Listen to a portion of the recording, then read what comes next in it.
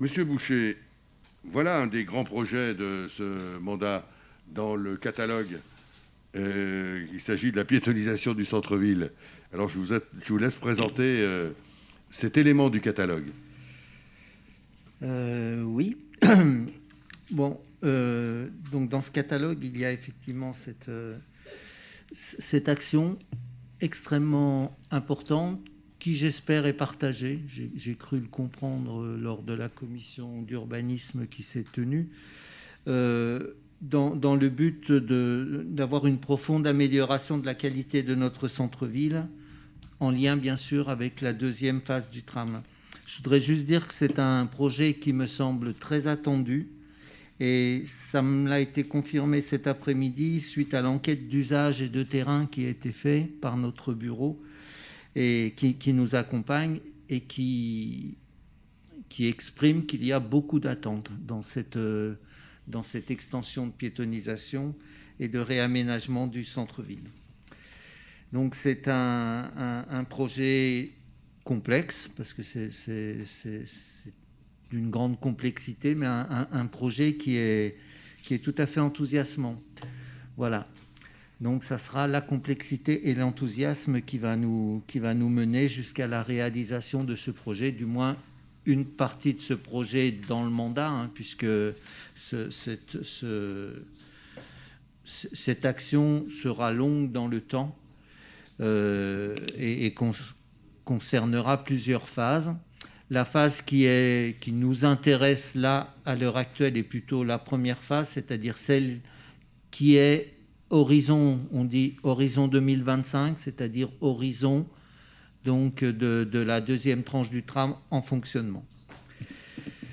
Donc ce qui vous est présenté aujourd'hui, c'est l'approbation des objectifs et puis les modalités de la concertation préalable. Donc quelques repères temporels tout d'abord. La réalisation de la deuxième tranche du tramway sous maîtrise d'ouvrage d'Annemasse Agglo va entraîner une redéfinition du plan de circulation de la ville d'Annemasse. La vocation de certains espaces du centre-ville en lien direct avec ce tracé sera de ce fait modifiée. Le calendrier prévisionnel de cette opération, donc celle du tram, est le suivant. Les études détaillées du tramway seront lancées fin 2021 jusqu'à fin 2022. Les travaux sont prévus à partir de 2023 pour les parties réseau et génie civil. Et la dernière phase concernera donc les équipements de surface et les tests sur une durée de 6 mois pour une mise en service mi-2025. C'est le même cheminement entre guillemets que la première phase, c'est-à-dire on fait d'abord les réseaux, bien entendu, ensuite la surface, et il y a un temps de test. Dans le cadre de sa politique publique, espace public et écologie urbaine, et préalablement à ces travaux, la ville d'Annemasse souhaite élaborer un projet d'aménagement de ces espaces publics qui devra tenir compte des orientations suivantes. Ce sont les objectifs qu'on se fixe. Anticiper et accompagner la réalisation de la deuxième tranche du tramway. Accompagner et redéfinir les pratiques de déplacement et de circulation dans le centre-ville. Alors quand je parle de circulation, c'est circulation des piétons, circulation des vélos, circulation des transports en commun et circulation des voitures. C'est circulation au sens large. Transformer le centre-ville pour le rendre plus attractif, plus apaisé et plus propice à la détente. Au cas où on soit édité, il faudra qu'on soit... Une fois ce projet réalisé, on sera très haut dans le classement, je n'en doute pas. Faire évoluer l'espace public vers un environnement moins minéral, donc plus végétal, en tenant compte de la volonté municipale de transition vers une ville plus durable. Définir le projet collectivement avec les habitants pour donner du sens à leur cadre de vie. Dans cette perspective, une mission a été confiée par la ville à un groupement de bureaux d'études avec pour objectif d'élaborer un programme de réaménagement et de piétonisation du centre-ville. Cette mission se déroulera en plusieurs étapes. Tout d'abord, la réalisation d'une étude de faisabilité qui permettra d'arrêter le périmètre des secteurs impactés à l'échéance de la mise en service de la deuxième tranche du tramway, d'élaborer un plan guide comprenant notamment les principes de fonctionnement et d'aménagement des aires piétonnes, des rues et des espaces publics reconfigurés, le calendrier et le budget prévisionnel des travaux, à l'échelle du périmètre d'études figurant sur le plan donc, qui a été annexé, que vous avez. Donc ce périmètre d'études, vous l'avez ici en rouge, c'est un périmètre d'études. Ça ne veut pas dire que l'ensemble des rues à l'intérieur de ce périmètre seront piétonnes, qu'on soit bien clair. Au cas où vous pensiez ça, je vous arrête tout de suite.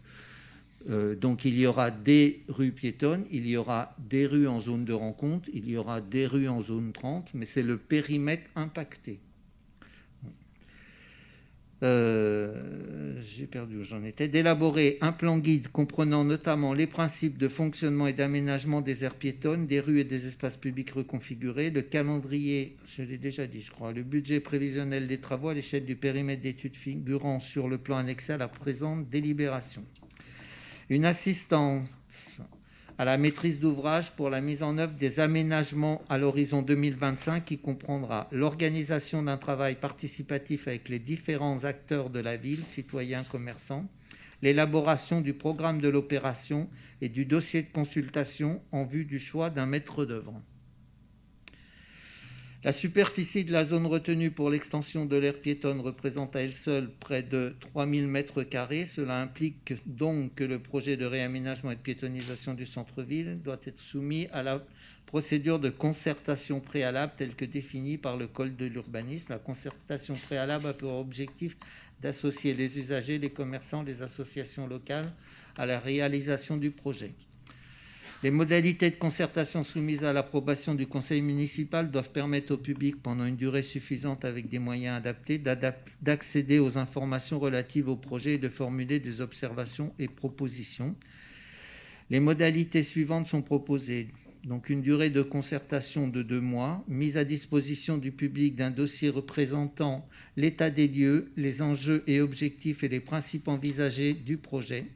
Ces documents seront consultables à l'hôtel de ville ainsi que sur le site internet de la ville. Le public pourra formuler un avis et des propositions, soit sur un registre mis à disposition à l'hôtel de ville, soit par courriel à partir d'une adresse dédiée. Organisation de 2 réunions publiques, de 3 ateliers de concertation et de 2 journées avec un stand de recueil des paroles du public dans le centre-ville. Ces réunions publiques et ou les ateliers de concertation pourront être organisés en distanciel en fonction de l'évolution du contexte sanitaire lié à la pandémie. Les dates et lieux des réunions publiques et des ateliers seront publiés sur le site internet de la ville et feront l'objet d'un affichage dans les locaux de l'hôtel de ville. Par ailleurs, une communication sera effectuée dans la presse locale ainsi que sur les panneaux d'affichage de la ville afin d'annoncer cette concertation préalable. Au terme de la concertation, la ville d'Annemasse procédera à une synthèse de l'ensemble des avis recueillis afin de dresser un bilan de la concertation qui sera soumis à l'approbation du conseil municipal dans le cadre d'une délibération extérieure. Voilà, donc c'est les éléments pour la concertation préalable qui est, je le rappelle, obligatoire en fonction de la dimension du projet. Voilà, donc je souhaite bien sûr que ce soit un travail en profondeur, donc il est commencé techniquement. Il est commencé techniquement. Je vous l'ai dit, c'est extrêmement complexe puisque le tram aura des incidents sur l'ensemble des circulations, favorisant les transports en commun et étant plus compliqué pour les déplacements en voiture dans le centre-ville. Donc il faut voilà, ce projet, c'est l'établissement de l'ensemble de cette complexité. Et encore une fois, et j'y attache beaucoup d'importance, c'est aussi un projet d'aménagement, bien entendu, et de cadre de vie. C'est-à-dire que c'est à la fois lié aux circulations et au cadre de vie. Et je pense qu'il y a des améliorations tout à fait nécessaires qui sont à apporter dans ce périmètre qui va en gros un peu de la place Libération, enfin, du Clos Fleury, place Libération jusqu'à la gare, et qui est, je l'exprime souvent, la partie la moins végétale de notre ville. Et il sera très important, enfin, j'attacherai beaucoup d'importance à cette capacité, dans les réaménagements que l'on fait, de gagner de la place sur du minéral pour passer au végétal, parce que effectivement ça donne une autre qualité de vie. Je passe sur les bienfaits écologiques de cette situation, bien entendu.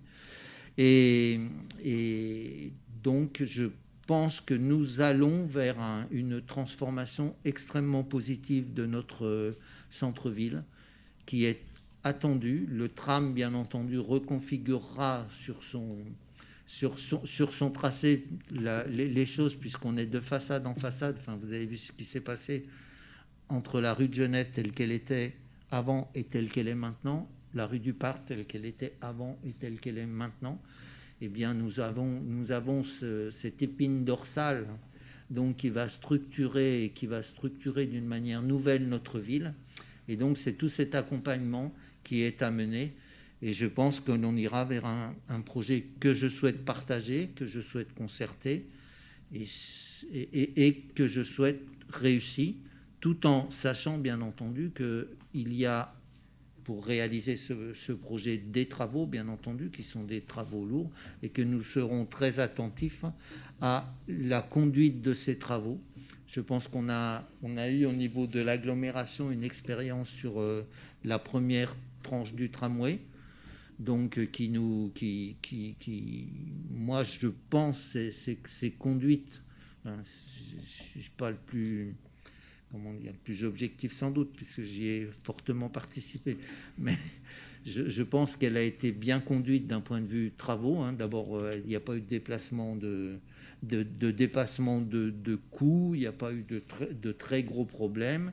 Il fonctionne, et il fonctionne bien, le tram. Voilà, donc je pense que la personne qui suivra ce projet, qui s'appelle Christian Dupessay, donc vice-président aux grandes infrastructures, saura faire ça. Voilà, et nous accompagnerons ce projet dans notre centre-ville pour améliorer le cadre de vie de nos habitants, améliorer l'attractivité du centre-ville, et y compris sur le volet animation et commerce. Merci pour cette présentation, et évidemment je ne ferai rien sans l'avis de l'adjoint en charge de l'urbanisme de la ville d'Annemasse, mais avec beaucoup d'autres, vous pouvez nous laisser si vous voulez, mais comme beaucoup d'autres, parce que au-delà de la boutade, encore une fois, l'expression la forte qui a été portée par Michel Boucher là ce soir, c'est vraiment un projet de la ville. Et moi, je souhaite qu'il soit porté vraiment par tous les habitants, bien sûr, et au niveau du conseil municipal, par l'ensemble des élus, au-delà des différences que l'on peut avoir. On construit un projet de ce genre ensemble, c'est important. Madame Dejean. Merci beaucoup. Merci. Vous m'entendez? Parce que moi, je ne m'entends pas. Merci de me donner la parole. Donc, je voulais justement témoigner mon intérêt pour ce projet. Ça me tient à cœur et je le renouvelle. Je l'avais dit en commission des marchés publics. J'étais absente à la commission urbanisme. Je me suis excusée et je regrette. Par contre, c'est vraiment un sujet et un projet qui me tient à cœur en tant qu'élue, en premier lieu, mais aussi en tant que citoyenne engagée pour la défense de l'environnement et habitante du centre-ville d'Annemasse pendant plus de 10 ans. Donc, je connais très bien ce centre-ville, ses défauts, ses qualités aussi. Donc, j'ai pris connaissance en détail de ce projet dans le cadre de la commission, comme je viens de vous le dire. Et je tiens à préciser aussi en conseil municipal que ce projet mérite vraiment toute notre attention et notre énergie à tous, enfin de tous bords, et aussi de toute conviction, pas seulement les écologistes, bien entendu. Donc, c'est un projet qui va restructurer le visage de la ville, ainsi que son avenir, je pense. Donc, il nous permettra une meilleure adaptation aux enjeux auxquels la crise actuelle nous a fait, desquels la crise actuelle nous a fait prendre conscience, notamment le dérèglement climatique, qui a un impact très important sur la santé des humains et de la biodiversité, mais aussi le changement de modèle économique et l'importance des liens sociaux, par exemple. Donc ce projet n'est pas seulement celui de la majorité, comme M. Dupessay vient de le dire, mais on me l'avait fait remarquer quand même que c'était le cas dans la commission. M. Boucher s'en rappelle. Donc, lorsque j'ai demandé des informations complémentaires sur ce sujet, pour bien saisir toutes les dimensions, parce qu'il y en a beaucoup de dimensions dans ce projet, donc je tiens juste à vous rappeler que ce projet était aussi, enfin le projet de piétonisation était aussi dans le programme de génération Annemasse, et il est aussi au cœur de beaucoup d'habitants, notamment ceux du centre-ville, mais de tous les Annemassiens. Donc, je pourrais vous dire la même chose. Donc, voilà. Non, c'est pas à vous que je faisais signe, Madame Dejean. Donc, voilà pourquoi j'ai pris vraiment connaissance en détail des cahiers du CCTP, le cahier des clauses techniques particulières, un dossier conséquent sur lequel je pense que les techniciens ont travaillé à merveille et qui traduit très bien les grandes lignes politiques et non seulement techniques de ce projet. Donc, j'attire juste votre attention sur le fait que l'objet de notre délibération est la concertation et les modalités de réalisation, et qu'il s'agit d'une concertation au titre de l'article 103-2 du Code de l'urbanisme, et qui vise à associer le plus tôt possible les habitants, les associations locales, ainsi que toutes les personnes concernées à l'élaboration de certains projets d'envergure, des projets d'aménagement, de construction, ou bien tout ce qui est en lien avec les documents d'urbanisme. Malheureusement, ce dispositif réglementaire de la démocratie participative est seulement consultatif et non décisionnel, il faut le préciser, parce que face à la crise actuelle que traverse la participation citoyenne, mais aussi la démocratie représentative, je voudrais juste savoir de quelle manière, comment vous allez donner des garanties pour la prise en compte des avis et de la participation des citoyens, parce que je suis persuadée qu'ils vont se mobiliser. Il y a des moyens assez importants qui ont été mis en œuvre pour que cela se fasse dans des bonnes conditions. Malheureusement, la crise actuelle n'est pas favorable à ça. Et je sais que les cabinets qu'on avait retenus seront mobilisés, même malgré la condition actuelle. Par contre, je voudrais savoir de quelle manière l'avis et la participation des citoyens sera prise en compte. Parce que j'ai peur vraiment qu'une fois que l'état des lieux est réalisé et mis en perspective des projets structurants, vraiment des gros projets structurants de notre territoire, qui permettent aujourd'hui d'aborder la piétonisation. C'est un projet qui n'est pas nouveau, c'est quelque chose qui a été déjà à l'ordre du jour. Moi, je n'étais pas élue, mais je suivais le sujet parce que j'habitais au centre-ville d'Annemasse.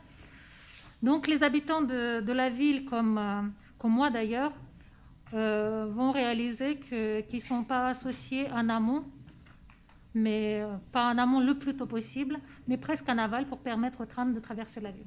Donc, je vous remercie. Je n'ai pas très bien compris votre dernière... parce qu'on est bien là pour associer le plus tôt possible les habitants dans le cadre de la concertation. On lance la concertation, donc vous êtes bien évidemment la bienvenue et vous avez toute votre place dans cette concertation, notamment en tant qu'élu, comme les Annemassiens auront toute leur place. C'est des concertations officielles, on en fait régulièrement. Il y en a encore qui sont partis sur le transport en commun en site propre qui nous emmène à Bonn, sur la ZAC étoile, etc. Donc la concertation, moi je la souhaite la plus large possible, avec le plus d'habitants possible, et ensemble, on tire les conclusions de la concertation, et ces conclusions de la concertation sont validées ici. C'est-à-dire que c'est là où on prend les avis. Il y a bien un endroit où il faut rassembler les éléments et un maître d'œuvre qui réalise. Donc ça se passe ici. Donc il n'y a aucun problème. On est au tout début de la concertation. Il faut une volonté politique au départ. Merci de la partager avec nous. Et cette volonté politique, on va la mettre en pratique. Aujourd'hui, on est bien en amont, comme vous le souhaitez. Je trouve que les projets sont assez avancés. Tous les autres projets qui structurent la piétonisation, donc c'est pas tellement avancé. Excusez-moi, je ne vous avais pas donné le micro, là, je n'ai pas entendu. Donc, je disais que, étant donné l'avancée des autres projets qui permettent aujourd'hui d'amener la piétonisation à l'ordre du jour, j'ai peur, et je pense que c'est souvent le cas lors des concertations de ce type, des concertations réglementaires qui interviennent à ce stade précis du projet, que le citoyen soit déçu parce qu'il n'est pas associé en amont. ça sera juste un projet pour permettre aux trams de passer et ensuite aux autres choses se réaliser tout autour. Donc, faut pas être défaitiste comme ça, Madame de Genre. On est là ensemble pour construire la concertation. C'est pas du tout une question de défaitisme. Eh ben alors que j'ai fait des études sur le. Relevons ensemble le défi. Je suis tout à fait prête à le relever. Eh ben avec voilà, vous. C'est très bien. Monsieur Gakkonen. Oui, vous aurez compris la passion pour Natalia Dejean sur ce point. Et c'est vrai que c'était important pour nous, la liste Génération Annemasse, cet espace de piétonisation de la ville. Là où j'avais fait, moi, par contre, la remarque en commission d'appel d'offres, puisque j'avais suppléé Natalia, c'est quand même le sentiment que on veut co-construire avec les citoyens. On a vu les démarches, on a voté tout ce qu'il fallait bien, et à aucun moment on voit avec les élus, avec tous les élus de cette ville. Et c'est vrai que quand je repense à l'intervention de Pascal Maïka auprès du commissaire enquêteur pour le PLU, elle a réussi à faire bouger sa ligne, pas en tant qu'élue, parce qu'elle est intervenue en tant que citoyenne. Et ce que je veux dire par là, c'est qu'il faut vraiment considérer sur des projets structurants comme celui-ci et des projets partagés, de vraiment aussi inviter les personnes qui sont extrêmement motivées sur ce projet-là. C'est pas, vous avez fait une boutade, je vais pas la relever, mais à tous les deux, voilà, vous avez aussi plein de monde autour de vous, nous on en a derrière moi aussi, et c'est vrai qu'il faut donner la chance à tous ceux qui ont envie de s'investir pour cette ville, quel que soit leur bord politique, sur des projets comme ceux-ci qui vont plus nous emmener sur des années complètement folles, de pouvoir participer pleinement à ce genre de projet. Voilà. Donc j'appuie encore un tout petit peu ce qui vient d'être dit par Nathalie. Je vous remercie, mais j'accepte bien volontiers tout ce que vous dites, mais je n'accepte pas le procès d'intention. Pourquoi on aurait au départ une volonté de ne pas concerter, de vous mettre de côté, de ne pas prendre en compte? Mais excusez-moi, je vous dis très simplement qu'on fera le travail ensemble. C'est un projet, Michel Boucher l'a dit d'une manière très précise dans son rapport, ça ne peut se faire qu'avec l'ensemble le plus grand nombre d'habitants qui participent et avec bien sûr l'ensemble des élus. Chacun au moment où ça se fait. Puis il y a un moment donné, il y a un lieu où on décide, c'est là, c'est le conseil municipal. Donc chacun aura la possibilité de décider. Il faut bien un lieu où on décide, on est bien d'accord. Donc moi, j'enregistre avec satisfaction votre volonté de participer, d'être actif dans l'élaboration de ce projet, et je m'en félicite, mais ne nous faites pas au départ un procès pour dire qu'on ne va pas le faire comme il faut. Donc faites-nous confiance aussi sur la capacité qu'on peut avoir ensemble de concerter. Madame Liemann. Bonsoir. Alors effectivement, concernant la concertation, c'était simplement pour vous confirmer que les éléments étaient en cours de réalisation par le service communication. Étapes de cette concertation. Alors effectivement, on peut toujours déplorer le manque d'investissement des citoyens, le manque d'investissement des habitants, et c'est bien là notre rôle en tant qu'élus, de faire le maximum de promotion de ces événements pour que la concertation puisse être la plus globale et la plus complète possible. C'est vraiment un challenge au quotidien, un challenge de tous les instants, pour qu'effectivement on puisse ensemble dire que ce projet, c'est le projet de la ville d'Annemasse. Donc là-dessus, en termes de support, c'est bien évidemment en cours via les différents supports et canaux de communication. Après, effectivement, on pourra toujours dire qu'on n'en a pas entendu parler, mais c'est aussi aujourd'hui notre rôle en tant qu'élu de relayer ces informations. Merci. Merci. Monsieur Boucher. Oui, mais écoutez, je prends avec plaisir les volontés qui sont exprimées, y compris de la part de la minorité de Natalia Dejean en particulier sur ce projet. Je sais que ça lui tient à cœur, autant que moi sans doute. Et je pense qu'on arrivera à faire quelque chose ensemble d'extrêmement positif. Ce projet, il a déjà été l'objet lors de la dernière commission d'urbanisme, elle ne s'appelle pas comme ça d'ailleurs, je ne sais plus comment elle s'appelle, qualité des espaces publics ou urbanisme, environnement, enfin peu importe, tout le monde voit de quoi il s'agit. Ce projet, il a été présenté très, je dirais d'une manière très transparente dans son organisation quelque part, et puis dans ses grands objectifs. Et j'ai exprimé ce jour-là, en réponse à M. Loiseau qui s'est exprimé là, que nous reviendrions régulièrement lors de cette commission, y compris quelquefois pour demander des avis et arbitrer sur un certain nombre de choses. Moi, très honnêtement, le projet, il n'est pas figé dans ma tête. Hein. Donc, il y a plein de questions. Je vous parle de complexité, c'est-à-dire qu'il y a des paramètres un petit peu partout. Voilà, et donc les choses, elles vont se consolider au fur et à mesure qu'on va avancer. Après, moi, j'aurais une volonté très claire, c'est d'y aller à cette piétonisation, c'est-à-dire à cette transformation du centre-ville. Bon, j'ai entendu que c'était partagé, donc c'est une nécessité. Dès maintenant et pour l'avenir, c'est une nécessité. Toutes les villes évoluent, les grandes villes ont évolué, les villes moyennes vont évoluer et on n'a pas à être en retard. Alors après, dans la discussion, si j'ai bien compris ce que Nathalie Dejean exprime, c'est vrai qu'il y a des incontournables. On va pas rediscuter de l'itinéraire du tram. Il est figé. Donc on ne va pas rebattre les cartes comme ça, parce que si on rebat les cartes à chaque fois, il se trouve que le projet n'avance pas et on pourrait nous reprocher de ne pas l'avoir fait avancer. Donc il y a des choses qui sont actées, qui sont cliquées, et ça c'en est un.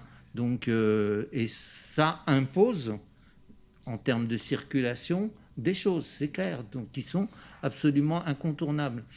Donc après sur...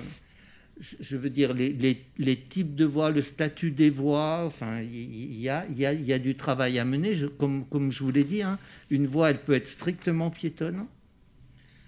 Et une voie piétonne, elle peut être aménagée de différentes manières, plus ou moins minérale, plus ou moins végétale, en y laissant un peu de place au stationnement ou pas. Enfin, il y a des tas de paramètres qui sont à avancer au fur et à mesure du temps, et je pense que c'est ce que nous allons faire tous ensemble, y compris avec des gens que nous allons concerter. Et encore une fois, je vous l'ai dit, cette concertation, elle a déjà commencé par le bureau d'études, par cette enquête d'usage, enquête de terrain, enquête d'usage, à différents points du centre-ville, place Libération, place de la Gare, en rencontrant différentes personnes de l'agglomération. Enfin, voilà, on a eu ce rapport-là de l'agglomération, hors agglomération, qui habite le centre-ville. Et il y a encore une fois, donc pour fixer un diagnostic et des orientations, et les attentes des gens sont extrêmement intéressantes. Et je pense qu'on ira ensemble vers un projet qui sera partagé et vécu positivement pour un avenir, je ne vais pas dire un avenir radieux du centre-ville, parce que j'exagère peu en général, je suis assez modéré, mais un avenir qui soit plus écologique, qui soit plus agréable, qui soit plus vivable, et où on se sente bien quand on est dans le centre-ville, soit parce qu'on y habite, soit parce qu'on y vient pour faire des activités. Et je pense que chacun trouvera du positif dans ce futur du centre-ville d'Annemasse. Je voudrais juste terminer pour dire que moi, j'attache énormément d'importance aux espaces publics. Notre centre-ville, ce n'est pas le centre-ville d'Annecy, ne deviendra pas le centre-ville d'Annecy. Voilà. Le bâti existant, il peut évoluer positivement, le bâti existant du centre-ville, mais il ne deviendra jamais moyenâgeux et avec un cachet, voilà. Qu'est-ce qui va faire la différence ? Ce sont les espaces publics que l'on crée. Ce sont les espaces publics et la qualité des espaces publics que l'on crée qui peut faire la différence et qui peut amener du monde, amener de l'animation, amener du commerce. C'est un tout. Et ces espaces publics, on en a la responsabilité, on doit les réussir. Voilà. Monsieur Fournier. Difficile d'intervenir après ce cri du cœur, parce que c'est vrai qu'on a vraiment un cœur de réussir cette piétonisation, de changer ce centre, ce cœur de ville.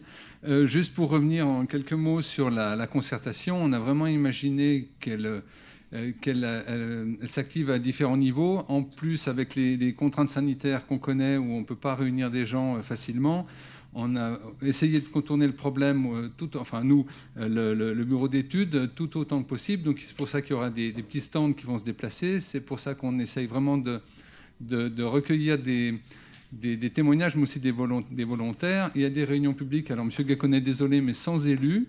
Il y a pas des réunions publiques, des ateliers de concertation sans élus, parce que le bureau d'études veut que, justement, la parole soit très libre. Et puis, moi, j'espère surtout, c'est qu'on aura du monde, on aura beaucoup de gens qui participeront à ça, parce qu'on veut entendre l'avis des habitants du centre, évidemment, mais on veut aussi entendre l'avis des habitants extérieurs à Annemasse qui viennent y faire leurs courses, des piétons et des cyclistes, comme des automobilistes. Enfin, on veut vraiment entendre tous les propos. Et puis, il ne faut quand même pas oublier, comme l'a rappelé Michel Boucher, c'est qu'à un moment donné, on prend une décision, et la décision, voilà, elle ne nous plaît pas toujours, mais il faut que ce soit la meilleure pour le plus grand nombre. Merci. Monsieur Chaleil. Oui, alors s'il y a bien un projet sur lequel on est tous d'accord, c'est bien la piétonisation du centre-ville. C'est un projet qui nous réunit, au moins un, c'est pas mal. Au-delà de ça, non, c'est ça que je voulais dire, pardon. Il y a un peu plus d'un an maintenant, pendant la campagne municipale, j'avais énormément reproché à la majorité, en place depuis plus de 40 ans, de cloisonner les espaces verts au sein de la mairie d'Annemasse. Et je suis content et heureux de voir que finalement ces espaces verts-là vont s'ouvrir et arrivent directement au centre-ville, et qu'on arrête de les cloisonner. Alors c'est bien, c'est ce que j'avais dit, des parcs et des jardins, c'est super, mais l'amener en dehors, dans nos rues, dans nos ruelles et sur nos routes, c'est ce qui va amener un cadre de vie beaucoup plus paisible pour les Annemassiens. Donc là-dessus, c'est sûr qu'on s'y retrouve tous et on est tous d'accord sur ce projet.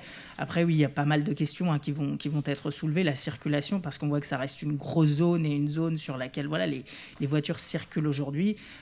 Comment on va pouvoir travailler là-dessus et se dire, demain, potentiellement, il peut y avoir encore plus de bouchons que l'on connaît aujourd'hui. Donc, il y a énormément de travail derrière ce projet, mais c'est un travail sur lequel on est tous d'accord et sur lequel on se rejoint. Eh bien, cette belle unanimité sur ce projet, moi, me satisfait totalement et je vois qu'on se retrouve tous. On fera la meilleure concertation possible, on décidera, on ne sera peut-être pas toujours d'accord, parce qu'il y a des moments où il faudra, et la dernière intervention de M. Chaleil le montre, je veux dire, ça ne va pas être facile, les voitures ou la piétonisation, voilà, il y a des éléments, le stationnement ou la piétonisation, voilà, des éléments qui seront des choix difficiles, compliqués, mais on les fera en concertation et on assumera, et c'est là le pilotage de ce projet, qui est un pilotage bien évidemment le plus large possible, mais à un moment donné, ceux qui rendent des comptes, c'est la majorité. Mais ça, c'est dans n'importe quel fonctionnement démocratique, c'est comme ça. Donc on est parti sur cet élément-là. Un mot de conclusion, Monsieur Boucher. Écoutez, je suis très satisfait de ce qui s'est passé ce soir et de cette discussion. J'espère autant de soutien au moment difficile des travaux de la part de tout le monde. Donc cette unanimité-là, j'espère que je la retrouverai dans quelques temps, au moment où ça sera un petit peu plus difficile. Peut-être pas en 2026. Eh bien, vous allez voir, on va le voir dans la délibération qui suit, parce qu'il faut quand même montrer qu'il faut du temps et qu'il faut de l'argent. Parce que tout ça coûte de l'argent. Donc, ça nécessite des impôts. Enfin, je ne vais pas revenir sur le débat général. Pardon ? Oui, je sais. Oui. Donc, je mets aux voix cette délibération qui est la délibération du lancement de la concertation. C'est bien l'objectif avec le cadre qui a été présenté par Michel Boucher. Est-ce qu'il y a des votes contre ? Est-ce qu'il y a des abstentions ? Eh bien, le vote confirme l'unanimité des déclarations qui sont faites pendant ce débat très intéressant.